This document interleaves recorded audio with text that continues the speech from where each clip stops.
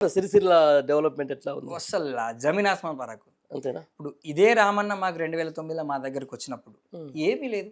హ్మ్. రైతన్నల ఆకలి చావులుండే, మా నేతన్నల దగ్గర గౌను. ఇబ్బందుండే, నేతన్నల చావులుండే. ఇప్పుడు మా సిరిసిల్లలో నేతన్నల కోసం, అక్కడున్న పద్మశాలి సమాజం కోసం కేసీఆర్ సార్ ఎంపీగా ఉన్నప్పుడే గదా! 50,00,000 ఒక అత్యవసర నిధిని పెట్టి, వాళ్ళ బాగుల కోసం, వాళ్ళందరి కోసం వాళ్ళకి ఇబ్బంది గాకుండా ఉండాలే, ఈ నేతన్నల చావులుండొద్దని. హ్మ్. వాళ్ళు చాలా జేషిండ్రు. రామన్న వచ్చిన తర్వాత అసలు జమీన్ ఆస్మాన్ ఫరక్. అసలు ఒకప్పటి సిరిసిల్లకి నేను నేను ఇంటర్మీడియేట్ ఉంటే 2009లో, 8 ఓకే. అప్పటి నుంచి ఇప్పటికి చూసుకుంటే అసలు ఎక్కడ చూసినా 4 లైన్స్.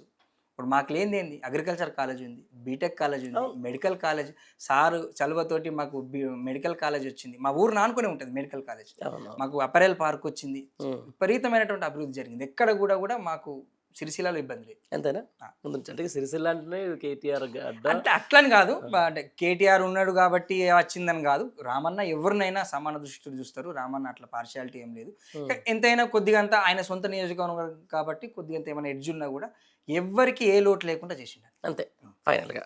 రైట్. నీకు ఉద్యమం టైంలో గాని, ఇప్పుడు గాని ఒక బాగా నచ్చిన పాట ఒకటి పాడు మా కోసం, మా ప్రేక్షకుల కోసం. అంటే ఉద్యమంలో ప్రతి వేదిక మీద నేను వాడుతుంటి.